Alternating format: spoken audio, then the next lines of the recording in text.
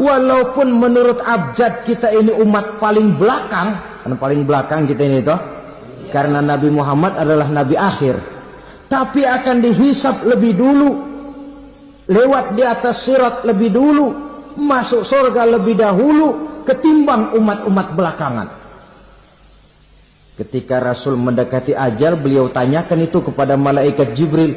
Malaikat Jibril berkata, Muhammad jangan khawatir, Allah sudah berjanji, inni haramtul jannata ala sairil anbiya hatta tadkhulaha anta wa haramtuha ala sairil umami hatta tadkhulaha ummatuka. Surga aku haramkan buat seluruh nabi kecuali kalau engkau Muhammad sudah masuk ke dalamnya, dan surga aku haramkan buat seluruh umat kecuali kalau umatmu Muhammad sudah masuk ke dalamnya. Logikanya, walaupun menurut abjad kita umat paling belakang, bakal dihisab paling dulu, lewat di atas sirat paling dulu, masuk surga paling dulu, kalau mampir ke neraka juga paling dulu. Ya resiko. Jangan mau enaknya aja paling dulu. Saudara hadirin yang saya hormati, setelah masa kebangkitan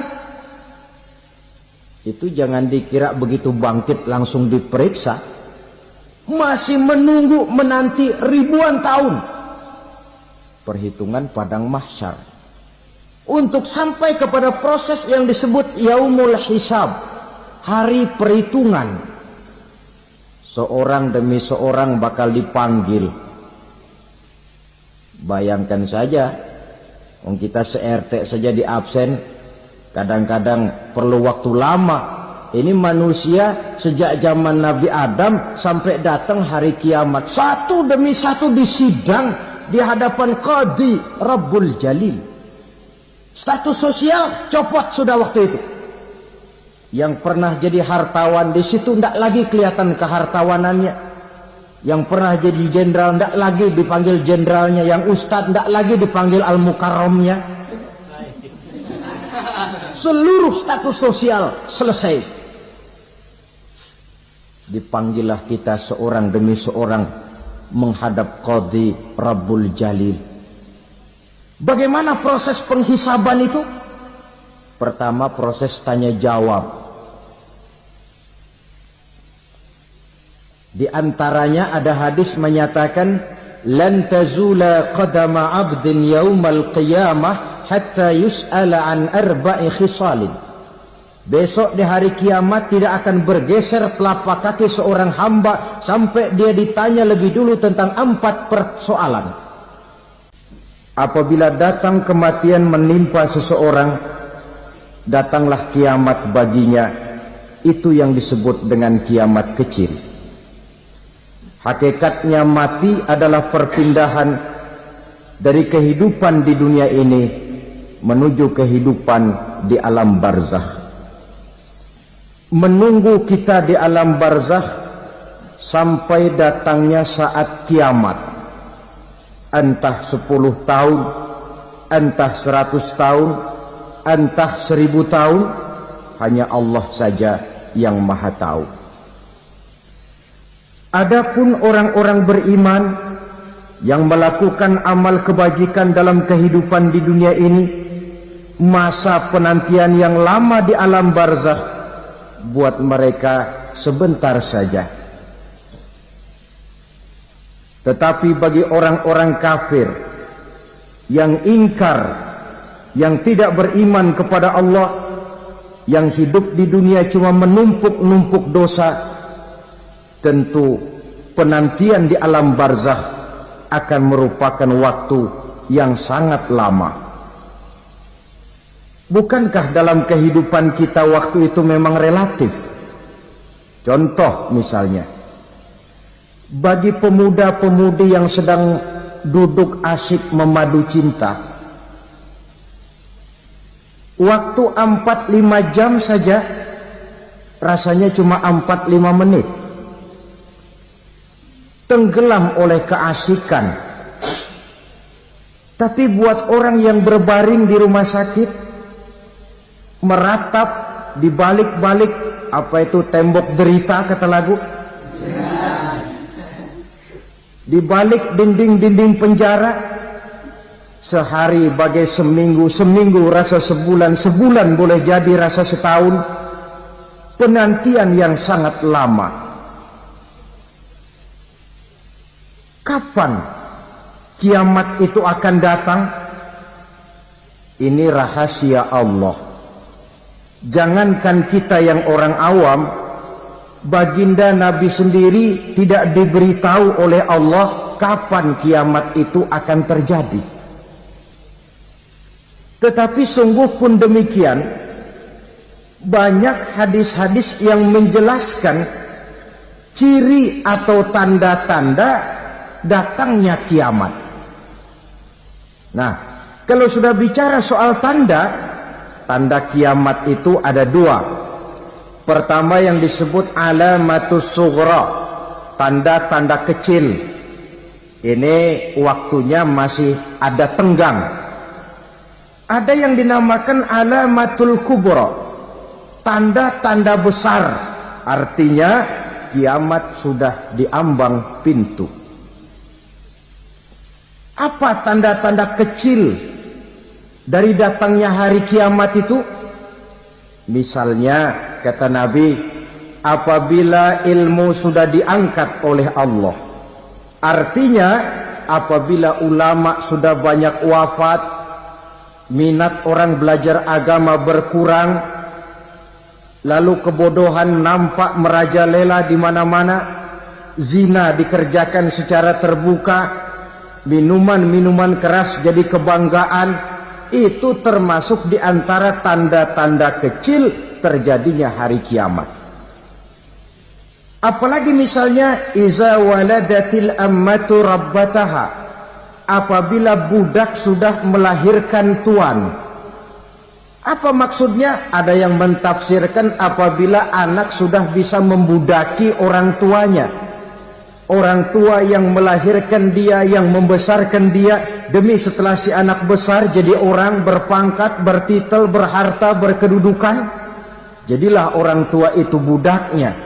Sehingga sering dibilang kalau orang tua kaya, anak jadi raja.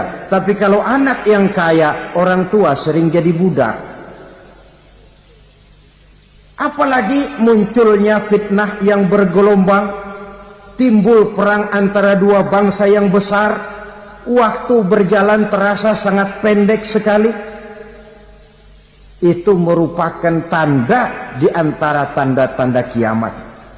Termasuk di dalamnya sulit membedakan mana laki, mana perempuan.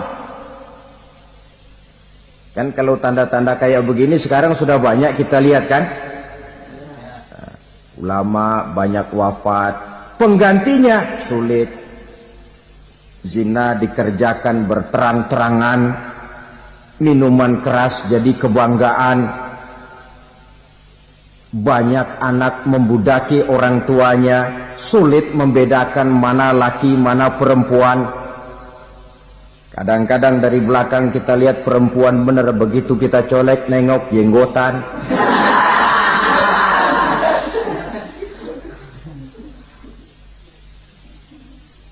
Ini termasuk tanda-tanda kecil, masih ada tenggang sampai akan terjadinya kiamat itu.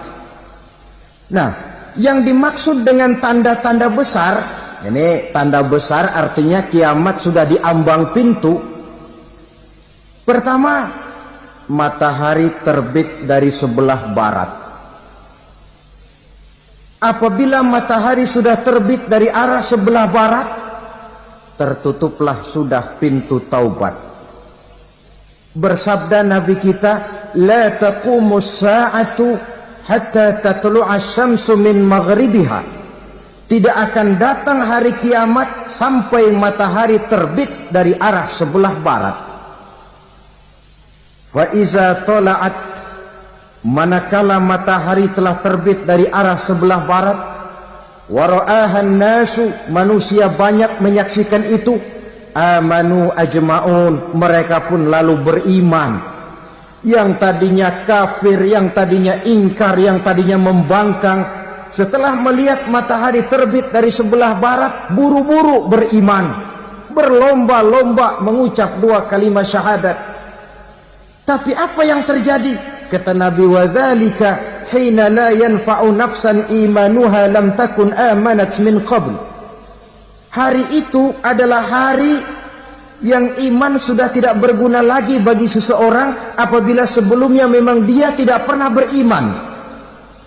Au kasabat fi imaniha khaira, atau beriman tetapi tidak pernah melakukan kebajikan di dalam keimanannya itu. Hari yang sudah kaset, hari yang sudah terlambat, beriman tidak akan ada gunanya lagi. Ini pelajaran buat kita. Sebelum sang surya terbit dari sebelah barat, sebelum nafas sampai di tenggorokan, artinya pintu taubat masih terbuka.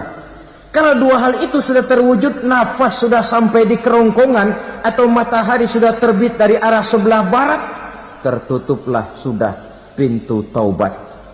Tak ada lagi gunanya pangkat, jabatan, harta, bahkan beriman pun dalam suasana macam itu. Too late, kata orang Kulon. Sudah terlambat. Matahari terbit dari arah sebelah barat. Itu tanda besar, artinya kiamat sudah di ambang pintu. Lalu apalagi tanda besar? Munculnya Dajjal. Dajjal artinya pendusta-pendusta yang menyesatkan manusia.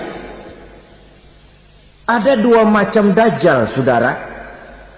Ada Dajjal kecil. Ini Dajjal kelas teri. Kalau ini sejak zaman Rasulullah sudah ada itu. Tiap zaman ada. Di zaman Rasulullah misalnya ada yang bernama Aswad al-Unsi dari Yaman.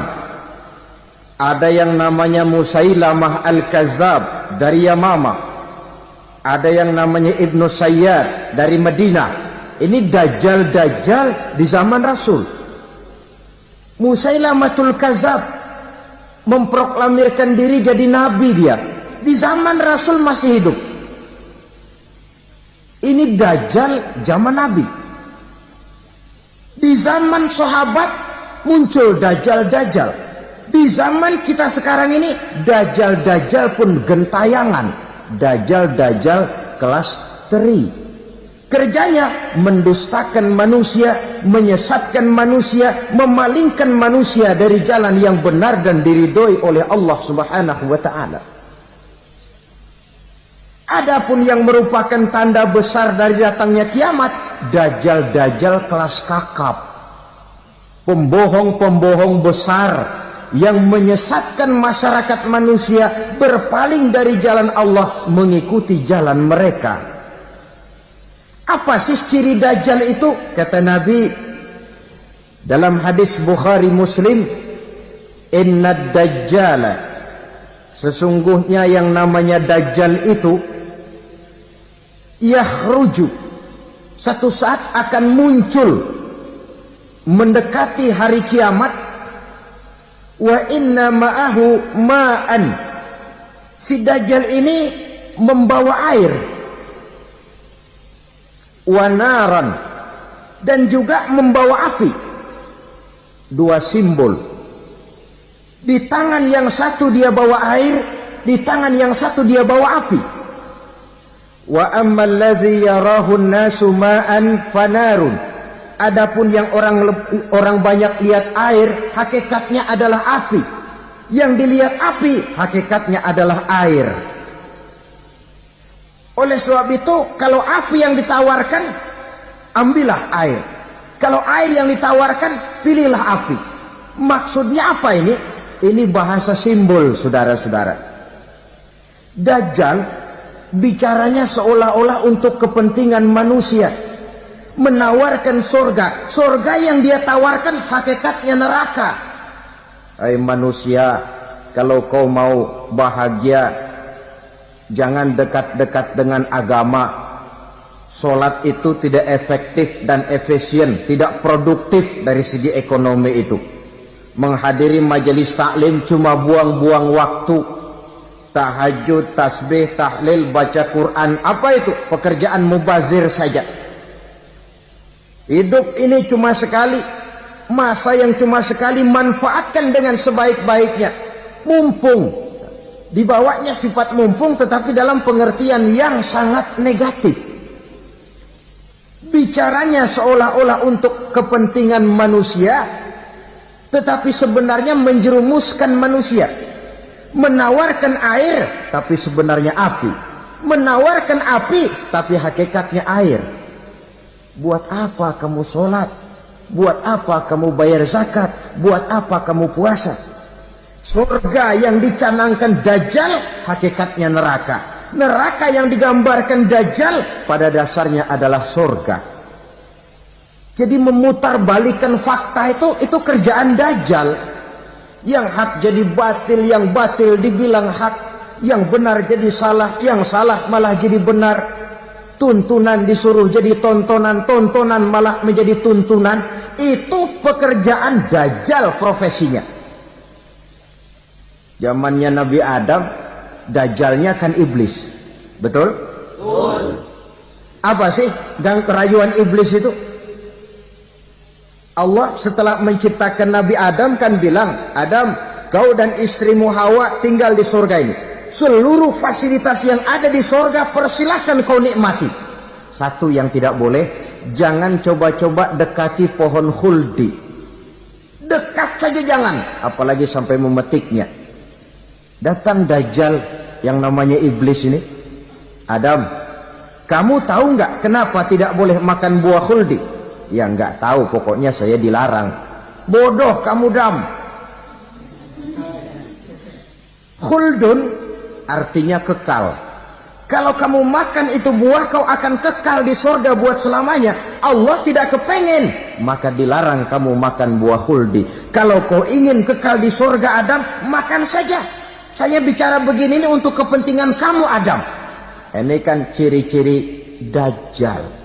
Bicaranya sih seolah-olah untuk kepentingan Nabi Adam, hakikat sebenarnya menjerumuskan Nabi Adam supaya ingkar dan melanggar larangan dari Allah Subhanahu wa ta'ala. Jadi setelah muncul Dajjal, timbul kekacauan-kekacauan di masyarakat. Banyak yang terpengaruh, terpedaya dan terpesona. Termasuk mereka yang memproklamirkan diri jadi nabi. Mereka yang memproklamirkan diri jadi rasul di zaman sesudah Rasulullah wafat, itu adalah Dajjal-Dajjal. Maka saya ingatkan, kalau di zaman kita sekarang ini ada orang ngaku jadi nabi, ada orang ngaku jadi rasul, biar bahasa Arabnya kental, Quran hafal, hadis ribuan hadis hafal, biar pakai serban sampai menyengser ke tanah, bahasa Arabnya fasih, tapi dia mengaku jadi nabi, jadi rasul, kita umat Islam wajib tidak percaya. Wajib untuk tidak percaya. Itulah Dajjal-Dajjal zaman kita sekarang ini. Tidak mustahil mereka datang mempengaruhi orang-orang awam supaya berpaling dari Rasulullah, mengikuti mereka. Nah, di akhir zaman nanti, mendekati hari kiamat, Dajjal ini muncul, Dajjal kelas kakap, menyesatkan masyarakat manusia untuk berpaling dari Islam, mengikuti seruan mereka. Apalagi di antara datangnya kiamat itu, tanda yang besar itu, turunnya Nabiullah Isa Al-Masih, putra Maryam. Menurut berbagai hadis yang sahih, Nabi Isa Al-Masih nanti akan turun lagi. Tidak membawa risalah yang baru, tapi meluruskan risalah Islam ini yang telah banyak ditinggalkan oleh masyarakat. Bahkan ada hadis menjelaskan beliau akan membunuh Nabi, mematahkan kayu-kayu salib, lalu melaksanakan haji dan umrah mengikuti syariat Nabi Muhammad, bukan membawa agama baru. Menjadi semacam mujaddid, reformer, menyelamatkan manusia dari bisikan Dajjal. Bahkan ada riwayat yang menjelaskan bahwa Nabi Isa berhasil mengalahkan Dajjal, mengembalikan masyarakat manusia kembali kepada ajaran Islam yang datang dari Allah, dibawa oleh Rasulullah sallallahu alaihi wasallam.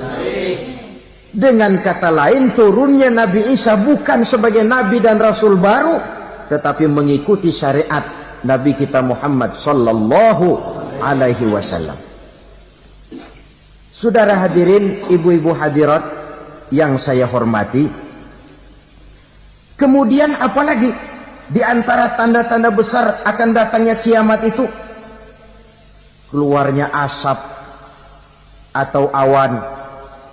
Kata Nabi, inna min asrati sa'ah dukhanan yamla'u ma bainal masyriqi wal maghrib. Di antara tanda-tanda kiamat munculnya awan atau asap yang memenuhi antara langit dan bumi. Ini pun diperkuat dalam surah Ad-Dukhan ayat 10. Fartaqib yauma ta'tis sama' bidukhanin mubin fayughshan nas hadza azabun alim. Bagi orang-orang yang beriman, mereka biasa-biasa saja. Tapi bagi orang kufur, datangnya asap dan awan ini merupakan azab yang kelewat pedih. Barangkali sedikit mendekati gambaran tentang azab yang pedih ini, saya ingatkan alam pikiran kita kepada peristiwa yang belum lama terjadi. Pernah dengar berita bocornya reaktor nuklir di Chernobyl, Uni Soviet? Pernah dengar? Nah. Bocornya reaktor nuklir di Chernobyl yang mengakibatkan ratusan bahkan sangat mungkin ribuan nyawa. Cuma satu reaktor. Bagaimana kalau seluruh cadangan nuklir yang dimiliki oleh para negara adikuasa ini diledakkan? Bahkan yang konon menurut catatan, cadangan nuklir yang dimiliki bersama oleh Amerika dan Rusia sekarang ini sudah sanggup memusnahkan 6 miliar manusia. 1,5 kali lebih banyak dari jumlah manusia yang nongkrong di permukaan bumi ini. Saudara-saudara hadirin yang saya hormati, lalu saat mendekati hari kiamat, apalagi tandanya? Setelah Nabi Isa wafat, pada saat turunnya yang kedua kali, lalu Allah meniupkan angin sejuk. Semua orang-orang beriman, orang-orang baik wafat, sehingga penghuni bumi ini cuma tinggal lagi terdiri dari orang-orang kafir. Tidak ada lagi di bumi ini yang bisa mengucapkan Allah. Sehingga dalam hadis qudsi itu ada keterangan, innallaha azza wa jalla yaqulu li Israfil. Allah pernah pesan kepada malaikat Israfil. Kata Allah, Israfil, iza sami'ta qailan yaqul Allah Allah fa akhirin nafakh 40 sanatan ikraman liqailiha. Hai Israfil, apabila kau dengar di permukaan bumi masih banyak orang yang mengucapkan Allah Allah, maka tunda sangkakala kiamat itu 40 tahun. Untuk apa? Ikraman liqailiha, menghormati orang yang mengucapkan Allah Allah itu. Wah, jadi karena sekarang masih banyak yang mengucapkan Allah, besar hatilah kita, masih jauh kiamat itu. Tapi jangan lupa, kiamat pribadi, kiamat kecil itu yang nggak kita sangka-sangka. Ajal datang mencabut nyawa, itu kiamat pribadi, dan itu yang pasti kita hadapi, dan itu yang membuat kita tidak boleh bersikap main-main di dalam kehidupan sekarang ini. Saudara hadirin yang saya hormati, tidak ada lagi orang-orang muslim. Seluruh penduduk dunia ini kafir. Lalu terciptalah struktur sosial yang berlandaskan prinsip hidup semau gue. Bakal terjadilah prinsip di mana yang kaya menyantap yang miskin, yang kuat menindas yang lemah. Hidup sudah bagaikan di rimba belantara. Berlaku hukum rimba. Siapa yang kuat dia yang menang. Siapa yang lemah menjadi mangsa. Timbul kekacauan. Maksiat merajalela. Munkarat menjadi jadi. Sehingga isi bumi ini penuh dengan segala macam perbuatan dosa. Tidak ada perlunya lagi alam diperpanjang temponya. Datang saat yang sudah dijanjikan oleh Allah Azza wa Jalla, maka terjadilah yang disebut kiamat kubra, kiamat besar, kiamat hancur-hancuran. Bagaimana kejadian ini dimulai? Dalam surah Az-Zumar ayat 68, Allah Subhanahu wa taala berfirman, "Wa nufikha fis-suri fasa'iqa man fis samawati wa man fil ardi illa man sya'allahu." Maka manakala ditiuplah sangkakala, terkejutlah seluruh yang ada di langit dan seluruh yang ada di bumi. Bila saat kiamat datang, Allah perintah malaikat Israfil, Israfil, tiup sangkakalamu. Ditiuplah sangkakala oleh malaikat Israfil. Yang akibat daripada tiupan itu, seluruh yang ada di langit, seluruh yang ada di permukaan bumi terkejut.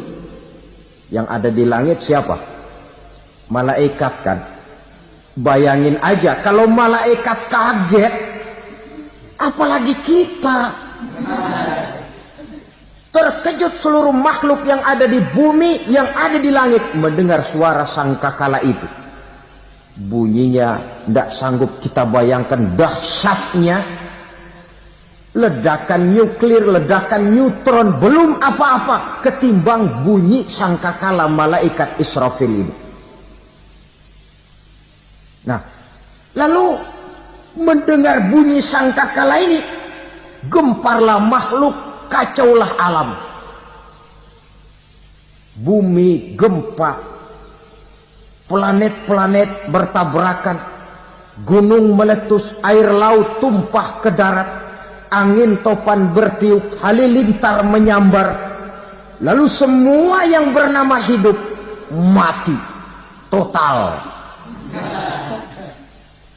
Mati bareng tanpa persiapan. La haula wa la quwata illa billah. Saya kadang-kadang dalam tafakur bermohon, ya Allah, mudah-mudahan saya enggak nemuin kiamat beneran. Ngeri.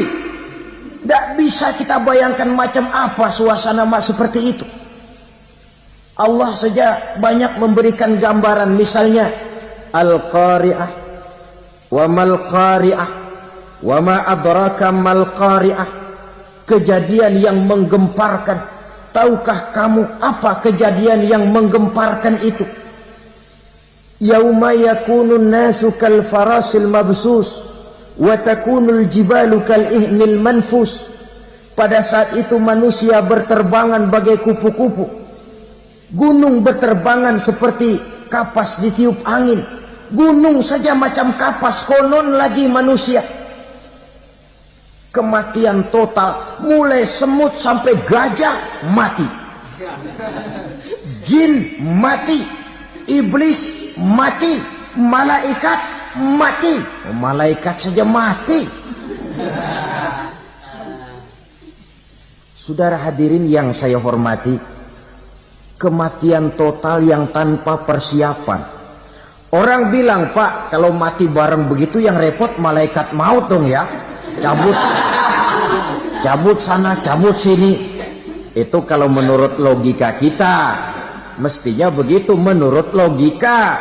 Tapi logika juga yang bilang nggak perlu serepot itu. Sebab untuk mematikan listrik di wilayah DKI, di wilayah Jakarta, nggak perlu tiap rumah didatengin matiin ya lama. Cukup dari kantor pusatnya saja PLN tekan satu tombol, gelaplah seluruh Jakarta. Saudara hadirin yang saya hormati, kematian total. Lalu setelah kematian total, Planet-planet juga mati, dalam arti tidak bergerak dan beredar. Angin mati, dalam arti tidak bertiup. Air mati, dalam arti tidak ada riak gelombang. Pokoknya semua mati. Kullu nafsin za'iqatul maut, semua yang bernafas mati.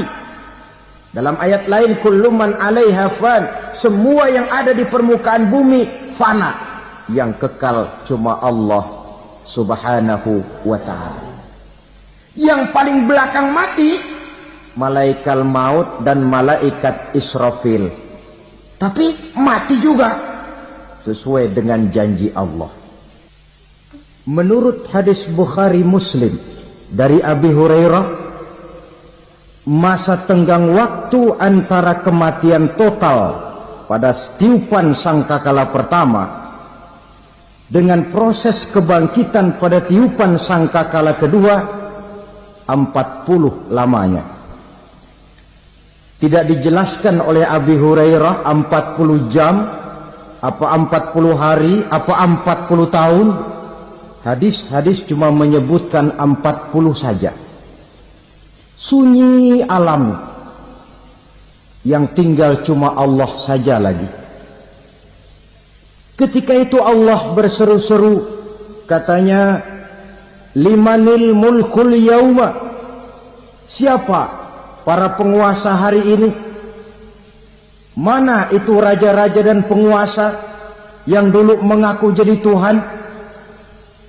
Fir'aun, mana Fir'aun sekarang? Yang dulu jadi raja, merasa berhasil, sombong, lalu tidak mau turun-turun dari kekuasaannya, sampai kepada puncak kekurang ajarannya mengangkat diri jadi Tuhan. Mana itu Fir'aun? Namrus, mana sekarang Namrus? La ilaha illa ana, ternyata tidak ada Tuhan lain selain daripada aku, kata Allah. Proses kemudian, saudara-saudara, turunlah hujan dari langit. 40 lamanya hujan itu. Tidak jelas juga 40 jam apa 40 hari. Setelah air turun membasahi, datanglah tiupan sangkakala yang kedua. Semua yang bernama mati bangkit dari kuburnya masing-masing. Ini yang disebut Yaumul Ba'thi, hari kebangkitan. Allahu Akbar. Pada saat kita bangkit dari kubur kita masing-masing, kumpul di padang mahsyar namanya. Bayangin aja, saya sendiri nggak sanggup bayangin. Manusia sejak zaman Adam sampai zaman kiamat kumpul bareng di tempat sama. Berapa banyaknya itu?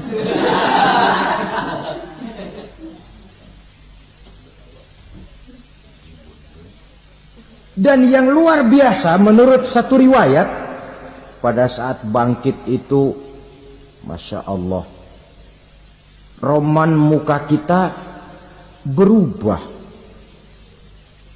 disesuaikan dengan amalan kita waktu di dunia ini. Barang siapa yang waktu di dunia amalannya itu amalan tikus,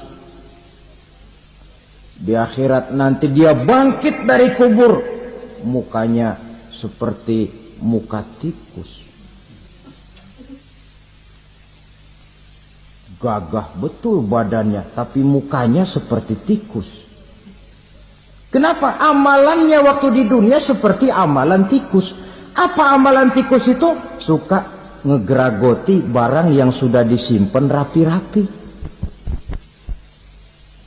Orang sudah simpan uang rapi-rapi, simpan perhiasan rapi-rapi, digeragoti oleh tikus. Maling-maling, pencoleng-pencoleng, koruptor-koruptor, itu nanti di akhirat nanti kita lihat mukanya seperti muka tikus. Oh, ini waktu di dunia suka nyolong. Mukanya seperti muka tikus. Barang siapa yang waktu di dunia ini amalannya itu amalan macan, dia akan bangkit nanti mukanya seperti muka macan. Apa amalan macan? Macan itu amalannya menang-menangan. Orang yang mau menang saja nggak mau mengalah. Coba lihat di hutan. Kenal hutan nggak? Di hutan, raja hutan di mana-mana pasti macan. Betul kan? Betul. Padahal hutan belum pernah bikin pemilihan umum. Tapi macan tidak peduli ada pemilihan umum apa tidak, pokok saya raja. Sebab apa? Macan jadi raja itu bukan karena benar, tapi karena kuat jadi raja. Setelah dia jadi raja, rakyat hutan yang mesti dilindungi malah dimakan oleh raja macan. Kambing rakyat hutan dimakan oleh macan. Ayam rakyat hutan dimakan oleh macan. Itu nanti kita lihat di akhirat itu mukanya seperti muka macan, gagah betul. Lalu barang siapa yang di dunia ini amalannya itu seperti amalan anjing, nanti dia punya muka seperti muka anjing. Apa amalan anjing? Pertama, anjing itu kalau disuruh jaga rumah, dia tidak bisa membedakan mana maling, mana tamu.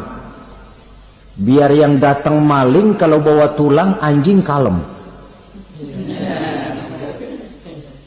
Yang kedua, anjing itu akan setia kepada siapa saja yang memberinya roti. Siapa yang memberinya roti, itulah majikannya. Apa kata majikannya pasti dia laksanakan. Soal benar atau salah dia tidak peduli. Setelah anjing dapat roti, dia tidak punya pilihan lain kecuali bilang, abdi mah kumaha juragan wae ayeuna mah.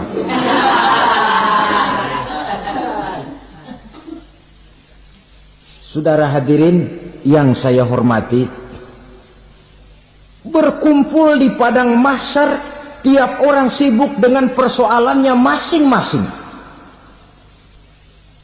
Matahari waktu itu didekatkan oleh Allah, panas luar biasa. Ada yang saking panasnya itu mencucurkan peluh keringat sampai sebatas mata kakinya. Ada yang keringatnya sampai sedengkulnya. Ada yang keringatnya sampai sepusatnya. Ada yang keringatnya mengalir sampai sebahunya. Ada yang kelelap oleh keringatnya sendiri, sementara orang di sampingnya nggak apa-apa. Bergantung lagi amalan dia waktu di dunia ini. Saudara-saudara, sebagian orang dalam kepanikan padang mahsyar berombong-rombong datang mereka menghadap Nabi Adam. Ya Adam, anta abal bashar. Hai Adam, Tuhan adalah bapak moyang manusia. Kami sebentar lagi akan disidang, dimintakan pertanggungan jawab. Tolonglah kami, hai Adam.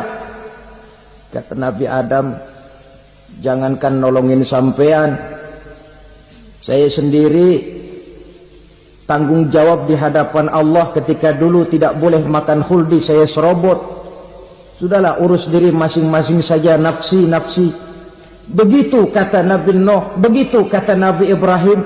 Tiap orang bertanggung jawab sendiri-sendiri. Ketika itulah saudara-saudara, nikmatnya menjadi umat Nabi besar Muhammad sallallahu alaihi wasallam. Sebab apa? Walaupun menurut abjad kita ini umat paling belakang, karena paling belakang kita ini toh, karena Nabi Muhammad adalah Nabi akhir.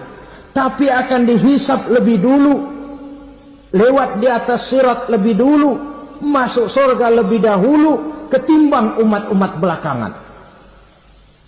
Ketika Rasul mendekati ajal, beliau tanyakan itu kepada malaikat Jibril. Malaikat Jibril berkata, Muhammad jangan khawatir, Allah sudah berjanji, inni haramtul jannata ala sairil anbiya hatta tadkhulaha anta. Wa haramtuha ala sairil umami hatta tadkhulaha ummatuka. Surga aku haramkan buat seluruh nabi kecuali kalau engkau Muhammad sudah masuk ke dalamnya. Dan surga aku haramkan buat seluruh umat kecuali kalau umatmu Muhammad sudah masuk ke dalamnya. Logikanya, walaupun menurut abjad kita umat paling belakang, bakal dihisab paling dulu, lewat di atas sirat paling dulu, masuk surga paling dulu, kalau mampir ke neraka juga paling dulu. Ya resiko. Jangan mau enaknya aja paling dulu. Saudara hadirin yang saya hormati, setelah masa kebangkitan itu jangan dikira begitu bangkit langsung diperiksa. Masih menunggu menanti ribuan tahun perhitungan padang mahsyar untuk sampai kepada proses yang disebut yaumul hisab, hari perhitungan. Seorang demi seorang bakal dipanggil. Bayangkan saja, kita se-RT saja di absen, kadang-kadang perlu waktu lama. Ini manusia sejak zaman Nabi Adam sampai datang hari kiamat, satu demi satu disidang di hadapan Qadhi Rabbul Jalil. Status sosial copot sudah waktu itu. Yang pernah jadi hartawan di situ tidak lagi kelihatan kehartawanannya. Yang pernah jadi jenderal tidak lagi dipanggil jenderalnya. Yang ustadz tidak lagi dipanggil al-mukarramnya. Seluruh status sosial selesai. Dipanggillah kita seorang demi seorang menghadap Qadhi Rabbul Jalil. Bagaimana proses penghisaban itu? Pertama, proses tanya jawab. Di antaranya ada hadis menyatakan lan tazula qadama 'abdin yaumal qiyamah hatta yus'ala an arba'i khisalin. Besok di hari kiamat tidak akan bergeser telapak kaki seorang hamba sampai dia ditanya lebih dulu tentang 4 persoalan. Tentang ilmunya. Kemana ilmu itu diamalkan? Tentang umurnya. Di mana umur itu dihabiskan? Tentang masa mudanya. Kemana masa muda itu dipakai? Tentang hartanya. Dari mana harta itu didapat dan kemana harta itu dibelanjakan. Ini termasuk proses tanya jawab. Jadi kalau istilah pengadilan dunia, nama Fulan bin Fulan. Kamu waktu di dunia diberikan umur panjang untuk apa? Pernah mengalami masa muda, kemana kau habiskan masa remajamu? Kau diamanahkan ilmu, dengan apa ilmumu kau amalkan? Kau diberikan harta, dari mana harta kau dapat, kemana kau belanjakan? Tak seorang pun yang bisa mungkir. Sebab apa? Dikala itu yang menjadi saksi bukan orang. Yang menjadi saksi adalah seluruh anggota badan kita. Tangan bicara, kaki jadi saksi terhadap seluruh amalan yang pernah kita kerjakan pada saat kehidupan di alam dunia ini. Selesai proses tanya jawab, lalu diperlihatkan buku catatan kita waktu hidup di dunia ini. Jangan lupa Allah itu menyiapkan 2 superkomputer kepada kita. Sebelah ditempelin sebelah kanan, yang sebelah tempelin di sebelah kiri. Komputer itu namanya Raqib dan Atid. 2 malaikat yang apabila baik kita lakukan, refleks saja akan menulis kebajikan kita. Jahat kita kerjakan, akan tertulis. Catatan itu nanti diperlihatkan kepada kita. Waduh, alangkah malunya pada saat diperlihatkan catatan kita, buku rapot kita merah melulu. Barangkali diperiksa sambil diomelin, brengsek lo. Buku merah melulu begini, bagaimana waktu hidup di dunia? Tidak cukup diperlihatkan buku catatan kehidupan, rekaman kehidupan. Rekaman kehidupan kita secara utuh sejak terlahir sampai ajal datang merenggut nyawa. Barangkali mirip dengan video sekarang ini. di mana terekam dengan baik seluruh kegiatan kita, sejak yang sekecil-kecilnya sampai kepada yang sebesar-besarnya. Untuk kemudian kita pun menerima balasan. In khairan fa khairun wa in syarran fa syarrun. Kalau baik ya baik balasannya, kalau jahat ya jahat juga balasannya. Catatan-catatan kita diberikan. Kalau banyak kebajikannya diberikan di tangan kanan dengan cara yang halus. Kalau banyak kejahatannya diberikan dari sebelah kiri atau dilempar dari belakang. Itulah sebabnya sejak di dunia ini kita sudah mohon kepada Allah. Ketika berwudu membasuh tangan kanan, apa kita bilang? Allahumma a'tini kitabi biyamini wa hasibni hisaban yasira. Ya Allah, berikan saya kitab di tangan kanan, dan kalau saya memang perlu dihisap, hisaplah saya yang seringan-ringannya. Tangan kiri berlindung kita kepada Allah, jangan sampai diberikan kitab di tangan kiri atau dari arah sebelah belakang.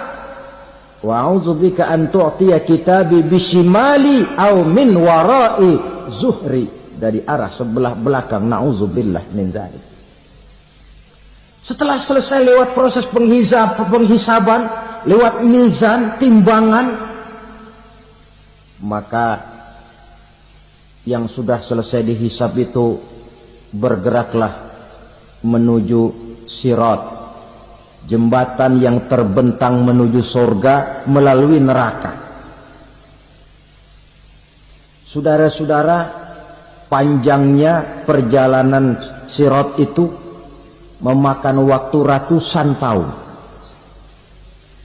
Tetapi orang yang lewat di atas sirat pun macam-macam, bergantung amalannya ketika di dunia ini. Ada yang lewat di atas sirat itu kalbarkil khatib, seperti kilat yang menyambar, lep, sudah sampai dia di surga. Cepat bukan main. Ada yang lewat di atas sirat itu seperti orang lari-lari. Ada yang lewat di atas sirat itu seperti orang jalan biasa. Ada yang sambil merangkak, ada yang sambil ngesor, ada yang sambil gelayutan, ada yang selamat sampai ke ujung ke surga, ada yang tergelincir jatuh masuk ke dalam neraka, bergantung amalannya dalam kehidupan di dunia sekarang ini. Tiap kita akan melewati yang namanya sirat ini. Saudara-saudara kaum muslimin yang saya hormati,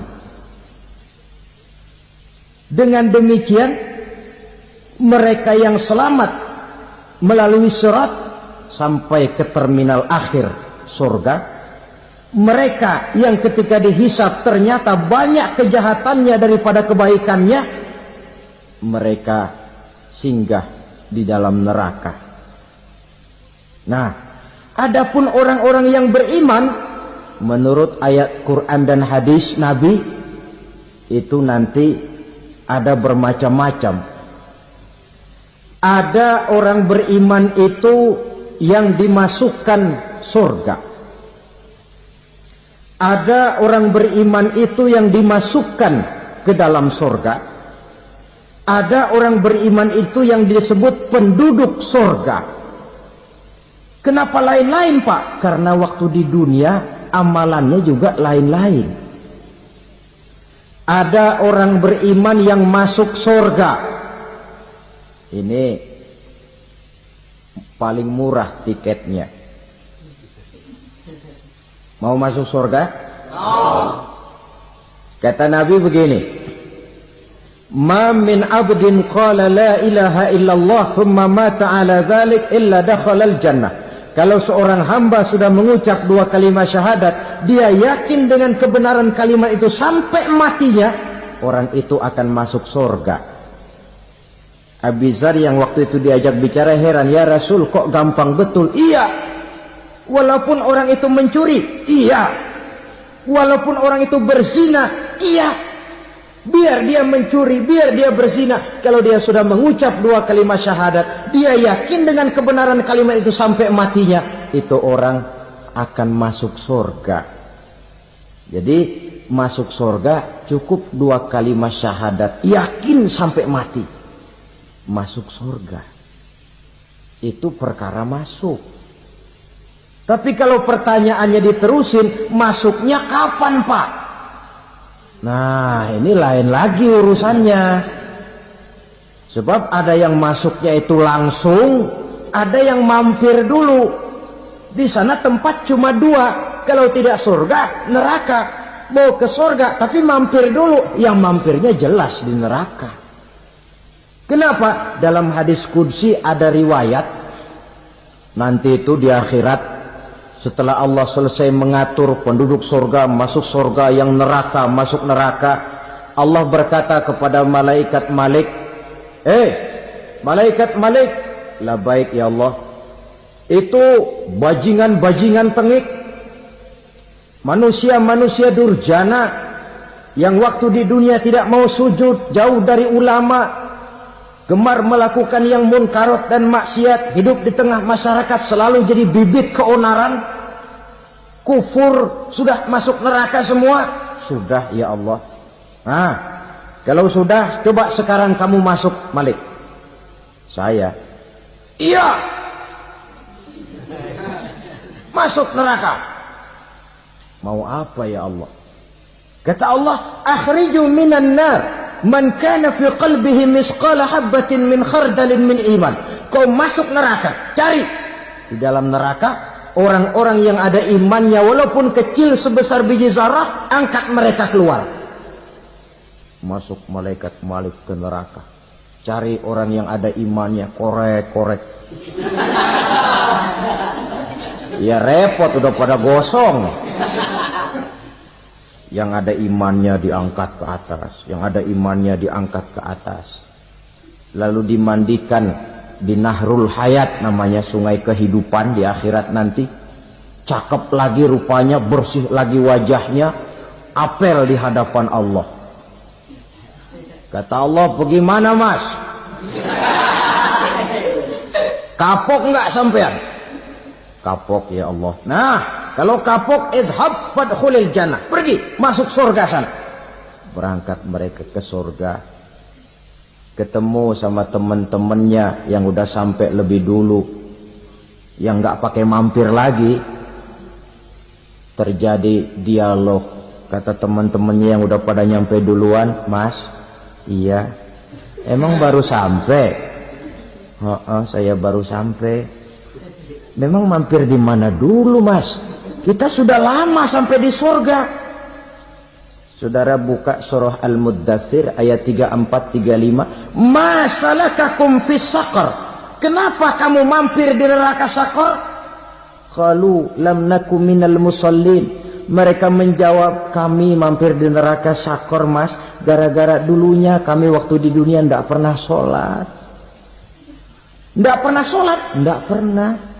Kan rumahnya dekat masjid, cuma dekat doang mas. Sholat mah enggak saya. Enggak pernah ngasih makan fakir miskin, enggak pernah hadir di majelis taklim, pendeknya enggak pernah melakukan kebajikan. Maka saya pun mampir di neraka Saqar. Untung betul saya punya iman mas, sedikit. Waktu hidup di dunia dulu saya pernah mengucap 2 kalimat syahadat. Sekali-kalinya waktu mau kawin. Masya Allah. Untung saja kawin. Kalau nggak kawin polos.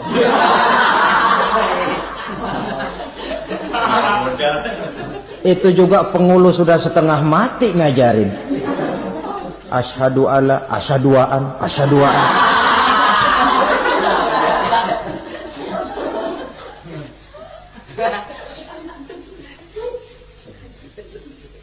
Ini namanya masuk surga, ada mampir dulu. Ada pula orang mukmin itu yang dimasukkan surga. Namanya dimasukkan kan terima beres.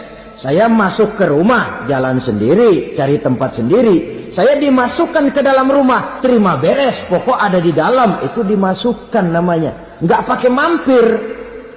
Tapi tentu tiketnya lebih mahal ketimbang yang pertama tadi. Apa kata Allah?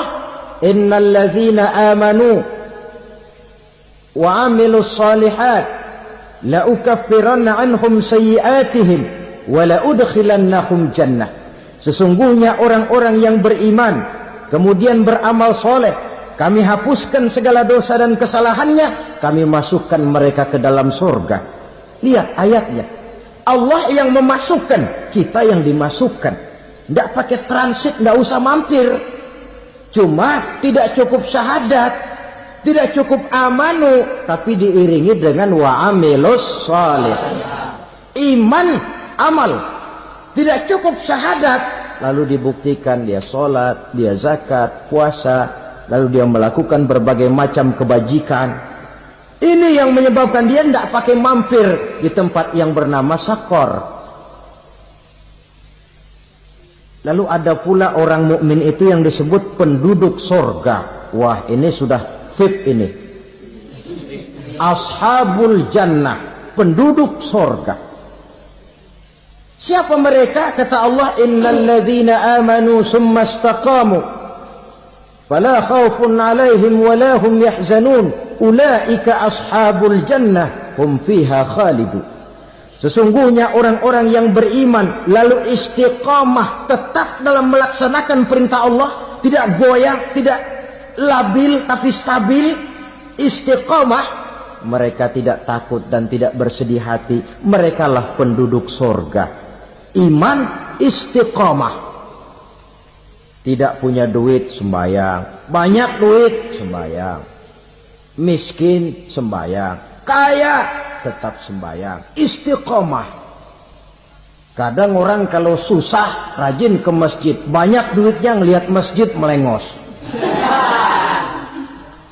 Itu yang dibilang waktu miskin hamba Allah, setelah kaya jadi hamba harta. Bergeser, tidak ada nilai istiqomahnya. Saudara-saudara, dengan begitu penduduk neraka itu dua. Ada penduduk permanen, ada penduduk yang semi permanen. Yang semi permanen orang-orang beriman yang mempunyai dosa besar. Mereka masuk ke neraka untuk menerima azab sesuai dengan dosanya. Bila selesai masa azab itu, mereka akan diangkat untuk ditempatkan kembali ke dalam surganya Allah Subhanahu wa ta'ala. Nah, dikala itulah saudara-saudara, ada yang disebut syafaat dari Rasulullah sallallahu alaihi wasallam. Tapi tentu jangan lupa, syafaat ini ibarat kain menambal dia. Kita punya kain bolong-bolong sedikit, syafaat yang menambal. Solat kita ada kurang dikit, sedekah kita ada campur riak dikit, amalan kita ada tidak karena Allah dikit, kita berharap syafaat. Jadi biarlah kain masih bolong-bolong, yang penting punya kain. Tapi kalau kainnya tidak ada, yang ditambal apanya? Solat tidak, puasa tidak, zakat tidak, berharap syafaat saja. Ya, terlalu berlebihan itu. Saudara hadirin yang saya hormati, apabila selesai proses penghisaban, proses penghitungan, maka dikala itulah manusia terbagi dalam dua kelompok besar. Fariqun fil jannah wa fariqun fis sa'ir. Sekelompok orang-orang beruntung yang masuk ke dalam surga, dan sekelompok lagi masuk ke dalam neraka. Akan memakan waktu untuk menceritakan sifat surga dan neraka, tapi insya Allah pada kesempatan pertemuan lain saya sampaikan. Namun sebagai gambaran umum cukuplah saya sampaikan sebuah hadis qudsi. Allah jelaskan, a'dadtu li'ibadiyas salihin ma la 'ainun ra'at wa la uzunun sami'at wa la khatara fi qalbil bashar.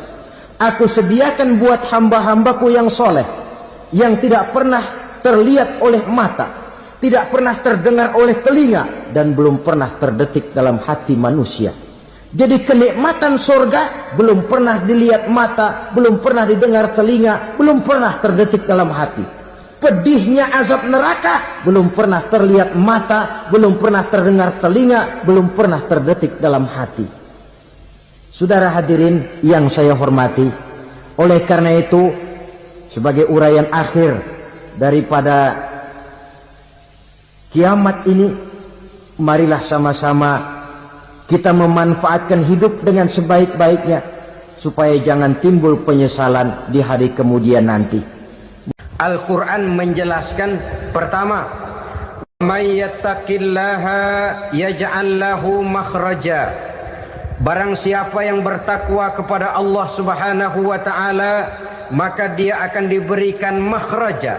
Makhraja itu jalan keluar dari segala macam kesulitan. Jalan keluarnya ada saja. Menurut ukuran kemampuan dia tidak mungkin, mustahil, tidak bisa, mana mungkin. Tapi pada waktunya ada saja jalan keluarnya. Termasuk jenis yang yaj'al lahu makhraja. Orang yang bertakwa kepada Allah selalu diberikan jalan keluar dari segala kesulitan yang dihadapinya. Siapa sih orangnya yang tidak pernah sulit dalam hidup ini? Siapa orang yang tidak pernah mengalami kesulitan? Tapi kadang orang menilai, itu kelihatannya hidupnya enak aja ya, kayaknya gak pernah mengalami kesulitan. Sebenarnya bukan tidak pernah mengalami kesulitan, Allah selalu memberikan jalan keluar dari segala kesulitan yang dihadapinya. Lah kalau Allah yang memberikan jalan keluar, tentu sangat mudah sekali. Orang yang bertakwa diberikan jalan keluar dari segala macam kesulitan. Satu. Yang kedua, wa yarzuqhu min haitsu la yahtasib. Dia akan diberikan rezeki oleh Allah dengan jalan yang tidak disangka-sangka.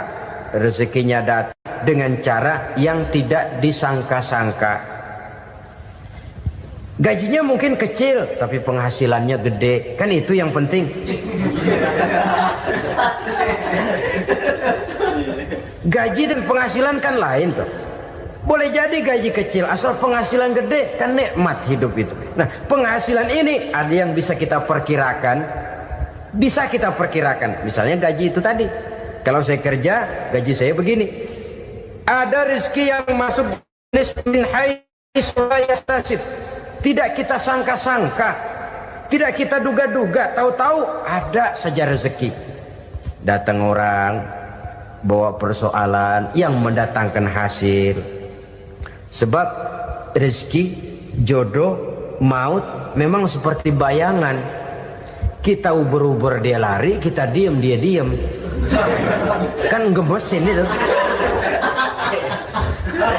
Bayang-bayang itu begitu. Kita kejar, dia lari. Rezeki juga begitu. Kita diam, dia diam. Setengah mati yang namanya rezeki kita cari, kita uber, ngobek sampai ratusan bohong kita kerjain. Tapi memang belum waktunya, ya sulit untuk tembus. Tapi kadang-kadang giliran kita nongkrong di rumah, datang orang bawain rezeki. Itulah yang namanya rezeki. Tapi ini untuk orang yang bertakwa. Kalau tidak punya kredibilitas takwa, jangan lalu pakai ayat ini. Diberikan Allah dengan rezeki dengan jalan yang tidak disangka. Kan ada ayatnya dah. Kita mah manteng aja di rumah dah. Ntar juga tuh rezeki datang. Ini fasilitas yang diberikan kepada orang yang wa may yattaqillah, bertakwa kepada Allah, yarzuqhu min haitsu la yahtasib, diberikan rezeki dengan cara yang tidak disangka-sangkanya. Maka kadar ketakwaan jangan membuat kita buruk sangka. Tuh orang ya nggak kemana-mana, duitnya ada aja. Kalau dia takwa, Allah berikan jalan keluar. Yang lantas ngelihat kiai orangnya ahli ibadah, ilmunya tinggi, akhlaknya luar biasa, takwanya tinggi, rezekinya lancar, lalu husnuzon nih kiai nggak kemana-mana, duitnya banyak, miara tuyul kali ini. Itu termasuk jaminan Allah yang masuk kategori min haitsu la yahtasib. Yang ketiga, yaj'al lahu min amrihi yusra, dimudahkan segala urusannya, dimudahkan segala urusannya. Kemudian yang keempat, yukaffir anhu sayyiatihi wa yu'azzim lahu ajra, diampuni segala kesalahannya dan dibesarkan pahala kebaikan yang dikerjakannya.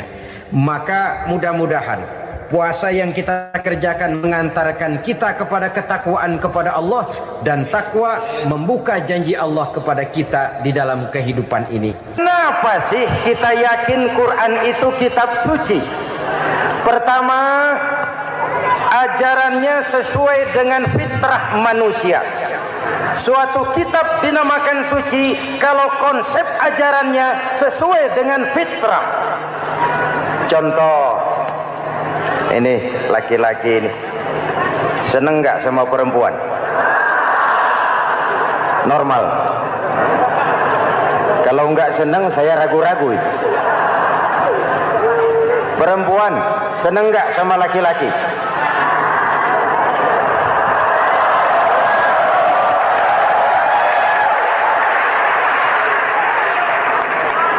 Ini fitrah. Laki-laki suka perempuan, perempuan suka laki-laki. Quran memahami itu. Hai laki-laki, kau senang dengan perempuan. Hai perempuan, kau suka dengan laki-laki. Oke, lewat sini, lewat pintu yang disebut nikah. Kalau kitab suci melarang nikah, itu bertentangan dengan fitrah manusia. Maka dalam Quran, mulai dari umat sampai ulama dan segala profesi dianjurkan nikah. Kalau kiai tidak boleh nikah, saya pilih mengundurkan diri, Pak.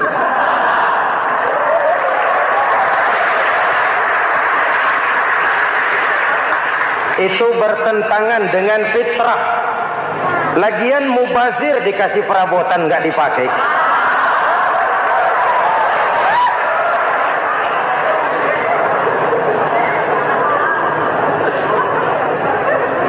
Fitrah. Contoh lagi, manusia perlu makan. Kalau ada kitab suci menyuruh puasa terus dari pagi sampai sore sampai malam sampai pagi lagi, eta teh kitab gelo.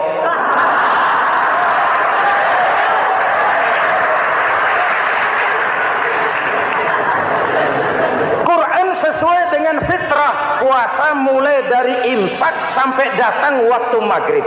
Puasa ngebleng dari pagi sampai sore sampai malam merusak kesehatan. Malam berpuasa boleh bergaul dengan istri. Kenapa? Fitrah. Kalau siang tidak boleh, malam tidak boleh, sebulan penuh panas kepala.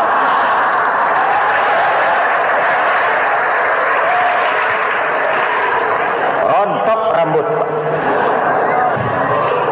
Hadirin yang saya hormati, itu yang pertama. Yang kedua, kita yakini Quran sebagai kitab suci karena isinya tidak saling bertentangan, konsekuen, konsisten. Kalau ada satu kitab, di satu ayat mengajarkan Tuhan Esa, di lain ayat mengajarkan tiga, liar itu mah. Kitab suci isinya paradoks. Bagaimana kitab suci isinya saling bertentangan? Di ayat manapun sekali Quran berkata Allah itu Esa, selamanya Esa. Isinya tidak saling bertentangan. Lalu yang ketiga, kita yakini Quran kitab suci karena dia bersih dari intervensi manusiawi. Sejak turunnya Al-Quran menantang, jikalau kamu ragu terhadap Quran yang kami turunkan kepada hamba kami Muhammad, kamu anggap itu cuma bikinan Muhammad. Kalau Muhammad bisa, kamu tentu bisa. Baik, bikin satu surah semacam Al-Quran.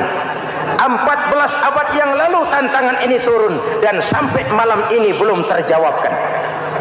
Pak, barangkali tidak ada yang mau coba. Banyak. Antara lain Musailamah Al-Kazzab. Dia mencoba membuat menandingi Al-Quran. Dia buat satu surah namanya surah Al-Fil. Bunyinya begini, bikinan Musailamah. Al-Fil wa mal-fil wa ma adraka mal-fil lahu khurtumun tawil wa lahu zail. Sudah berbentuk syair. Isinya apa? Al-Fil, gajah. Wa mal-fil, apakah gajah itu? Wa ma adraka mal fil, tahukah kamu apa itu gajah? Lahu khurtumun tawil, dia punya belalai panjang. Walahu zail, dan dia punya ekor. Enggak usah turun ayat begituan, orang tahu.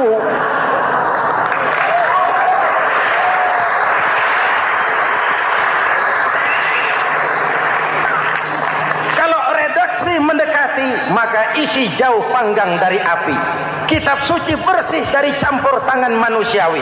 Maka Al-Quran, ke bahasa apapun dia diterjemahkan, naskah aslinya tetap ikut. Dia boleh diterjemahkan ke bahasa Sunda, bahasa Jawa, bahasa Padang, bahasa Inggris, bahasa Jerman, bahasa Belanda, naskah aslinya tetap ada. Kenapa? Bahasa ke bahasa perbedaannya sering frontal. Kalau dari gelas menjadi gelas, eta mah caket. Dari lamp menjadi lampu, itu masih serumpun. Tapi cokot Sunda dengan cokot Jawa, itu jauh bedanya. Atos Sunda dengan atos Jawa, itu jauh. Ulama Sunda sama ulama Jawa nggak pernah akur kalimat atos ini.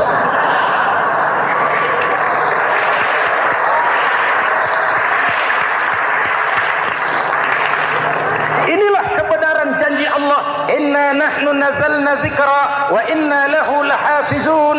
Kami yang turunkan Al-Quran, kami yang akan menjaganya. Ribuan orang hafal Al-Quran. Lalu apa pesan-pesan misi utama Al-Quran? Pertama, menegakkan tauhid. Ini yang lebih dahulu, membentuk kualitas sumber daya manusia dengan menanamkan nilai-nilai keimanan, membebaskan dari ketergantungan kepada benda. Ya ayyuhan nasu ubudu rabbakumul ladzi khalaqakum.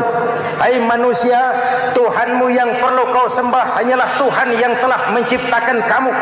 Jangan menyembah Tuhan yang tidak pernah menciptakan kamu.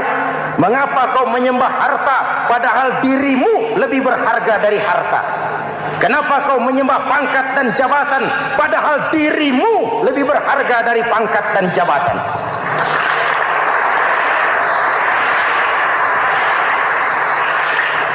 Diajak rasio berpikir, Tuhanmu yang perlu kau sembah hanyalah Tuhan yang menciptakan kamu. Dan Tuhan yang menciptakan kamu itu Tuhan yang lam yalid walam yulad, yang laisa kamislihi syai'un, dan itulah Allah Subhanahu wa taala. Ayo orang teh, ayeuna teh. Boleh pakai teh? Ayeuna teh, kita teh. Kalau kepada syirik jali, syirik yang terang-terangan, insya Allah tidak. Nyata-nyata menyembah berhala, tidak. Nyata-nyata menyembah pohon, tidak. Nyata-nyata berkeyakinan Tuhan lebih dari satu, tidak. Tapi kita sering terjebak pada syirik kecil, syirik khafi, syirik yang tersamar.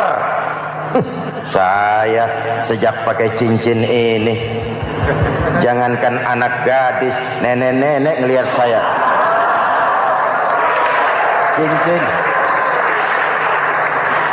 Jangankan anak gadis, nenek-nenek lihat saya lemes cincin. Ini saya sejak ada perkutut di rumah ini dagang lancar perkutut. Ini Ramadan, bulan penempaan nilai-nilai keimanan. Misi utama Quran menegakkan tauhid, memerangi kemusyrikan, membebaskan manusia dari ketergantungan kepada benda. Dari situ kualitas sumber daya manusia dimulai. Saya sering mengungkapkan selama ini sistem pendidikan kita cuma mengisi otak, bukan membentuk watak. Otak diisi segala macam ilmu, tapi hati kosong, agama rapuh, akhirnya moral rendah. Muncul manusia-manusia yang pintar, cuma sayang tidak benar. Indonesia kita bangkrut, Indonesia kita terpuruk, Indonesia kita sakit sekarang ini, kan ulahnya orang-orang yang pintar tapi tidak benar.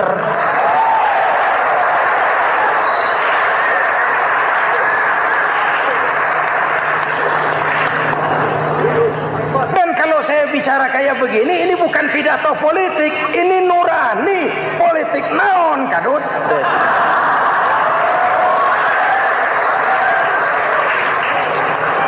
Ini nurani, ini tanggung jawab sebagai anak bangsa. Ibu bapak, saudara-saudara hadirin yang saya hormati, Rasul kalau masuk sepertiga yang akhir, sing-singkan lengan baju, hamparkan sajadah, lebih banyak di masjid daripada di rumah. Itu Rasul. Maka sepertiga yang akhir masjid makin ramai. Lihat Masjidil Haram. Lain dengan kita. Sepertiga yang akhir masjid mulai mengalami kemajuan. Safnya makin maju.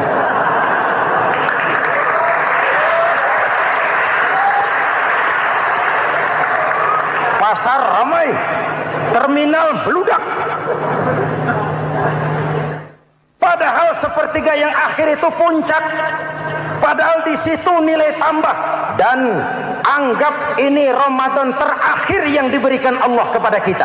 Kenapa? Memang tidak ada jaminan tahun depan ketemu Ramadan lagi.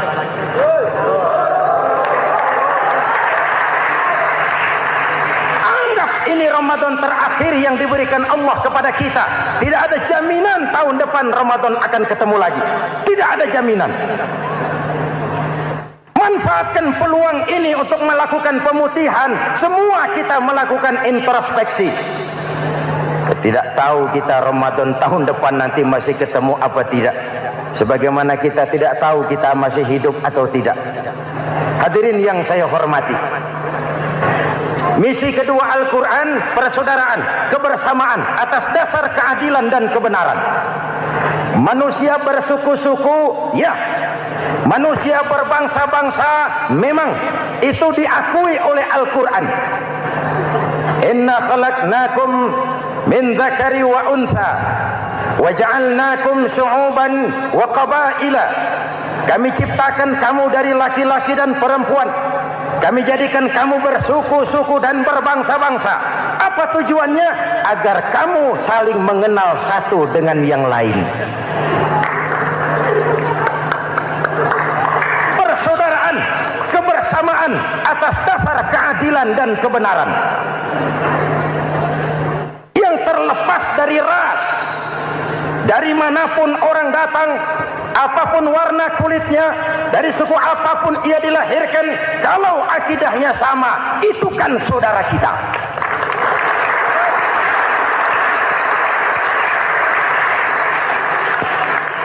Seperti di masjid, kita tidak peduli dari mana kita datang. Yang datang dari kidul, madhab ngulon mang. Yang datang dari sebelah lor, madhab ngulon mang. Yang datang dari sebelah wetan, madhab kulon mang. Yang datang dari kulon, madhab ngulon. Bukan soal dari mana kau datang, tapi satu arah menghadapmu. Kau mau Betawi, mau Sunda, mau Jawa, mau Padang, mau Aceh, mau Batak, mau Ambon, kita satu nusa, satu bangsa, satu bahasa. Kita jadi lem perekat buat lingkungan kita di saat keutuhan kita sebagai bangsa sedang dalam ujian berat. Semangat kebersamaan atas dasar keadilan. Tidak ada mayoritas menekan minoritas. Umat Islam itu kalau besar, dia mampu melindungi yang kecil. Kalau kecil, dia bisa menjaga diri. Tiap solat Jumat khatib berpesan pada akhir khutbah kedua, innallaha ya'muru bil adli wal ihsan. Innallaha ya'muru bil adli wal ihsan. Allah memerintahkan kamu menegakkan keadilan dengan argumen, bukan dengan sentimen. Mengajak, bukan mengejek. Merangkul, tidak untuk tujuan memukul. Kalau sebagai bangsa kita utuh, kompak dan bersatu, saya yakin kita akan bisa mengatasi kesulitan-kesulitan sekarang ini.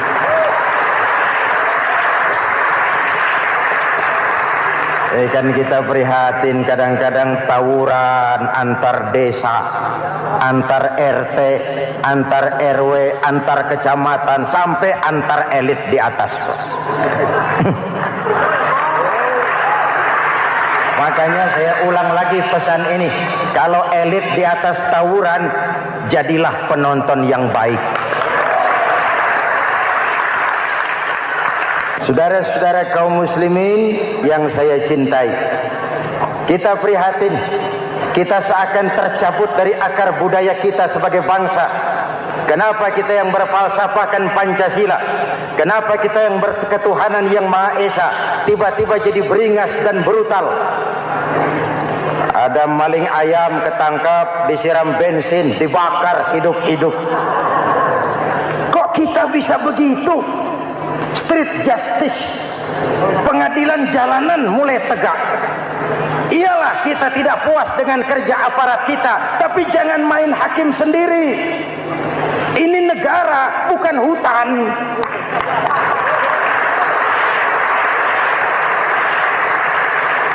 Jangan mencegah kemunkaran dengan menegakkan kemunkaran baru. Oleh hal-hal yang sepele, yang mestinya kita bisa mencari jalan keluar dengan baik. Ayo luruskan saf, rapatkan barisan, satukan langkah, tautkan hati. Kita satu umat yang satu, diikat oleh Al-Quran. Hanya dengan kebersamaan